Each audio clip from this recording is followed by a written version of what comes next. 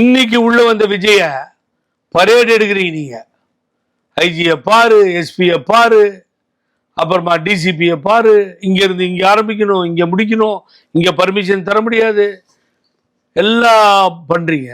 அப்ப பழனிசாமி ஏதோ நான் தான் ரவுடின்ற மாதிரி கத்திட்டு எல்லா இடத்தையும் எங்க வேணாலும் போறாரு, நோ பர்மிஷன், எந்த கூட்டத்தில் வேணாலும் பேசுறாரு. யாரு முதலமைச்சர்னு சந்தேகமா இருக்கு.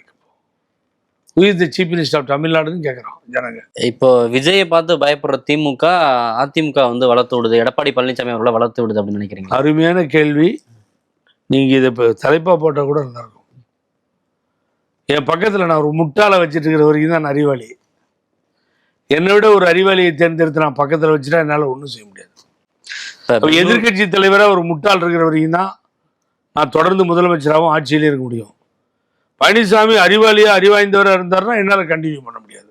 ஆகவே அவங்க லைக் பண்றாங்க பழனிசாமியை, விரும்புறாங்க பழனிசாமியை. அஸ்ராங்கஸ் பழனிசாமி இருக்க வரைக்கும் திமுக கொண்டாட்டம், தோல்வியே கிடையாது. நீங்க அந்த இடத்துல ரீப்ளேஸ் பண்ணீங்கன்னா பிரச்சனை.